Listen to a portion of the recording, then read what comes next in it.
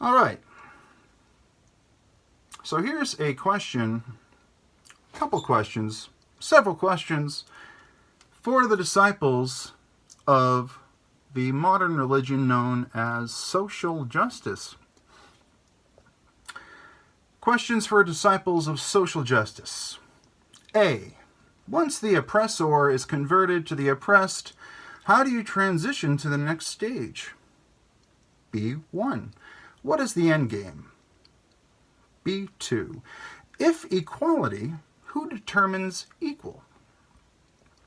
And finally, how do you handle infighting over who the oppressor or oppressors should be? Well, these are some great questions. And I'll leave them as open questions for those disciples of modern religion in the form of social justice. Okay? The seeking of virtue and merit through this otherist ideology, this collectivist ideology, intersectionality. Okay? Altruistic though it may be, good intentions though they may be, it is important that we understand what we're getting into and what the end game is for any kind of belief system that involves a moral core. So once the oppressor is converted to the oppressed, how do you transition to the next stage? The question being, once you've taken down the oppressor a few pegs, how many pegs does it take before the the operation, the process, the goal is satisfied? Is there a point where, the oppressor becomes the oppressed, and then what do you do then? What is the end game? And if equality, who determines what is equal? Because equal is different for every person. There's a certain standard we need to reach. But in general, and beyond that standard of living and standard of quality of life and happiness, really who determines what's equal, and is it a goal that's attainable for every person or for every person in every circumstance? It's a great question. And then, of course, how do you handle infighting over who the oppressor should be? So the oppressor isn't something that's automatically decided.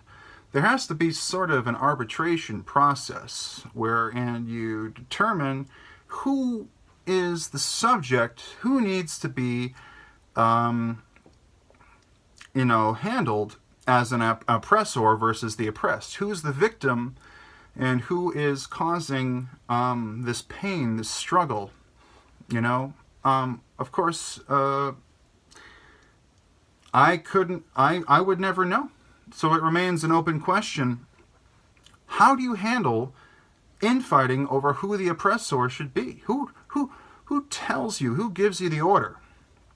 Who decides who should be looked at as the oppressor, and how should they be responded to? It's a great question.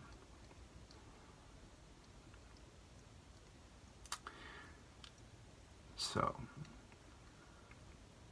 a friend of mine, Will, says, I'm a racist, I'm a sexist, and I'm a white male. Evil, white privilege. But then he says, seriously though, they can't even argue for these injustices they take up. Is that true? They just regurgitate the same vapid talking points over and over. Logic isn't part of the equation. So logic isn't part of the equation, he says. So I respond, aye, it's driven by ethos, not logos, ethos. It's not driven by logic, it's driven by the person and the authority, driven by some kind of law, some kind of order. But who decides, really, who's the pope of the modern religion that gives the orders to the prophets so they can proselytize and bring in disciples, and in the process, alienate people and create martyrs within this modern religion? How does it happen? But I say it's driven by ethos. This ideology is identity over actions, and it's not very empowering. And I will stand by that premise. So Will responds empowerment. Whenever I see that word come up, I think to myself how it implies you're lacking in some regard. No sense of self-worth, a need for validation. That's why the woman's empowerment movement never ceases to spark an eye roll. Okay. So I say that some feel validation through victimhood, the consistent attention derived from requiring care. That's the thing I said before about agency as my primary driver. I just want to make sure that everyone has a chance to exercise their positive liberty and that their negative liberty is not being halted in any way.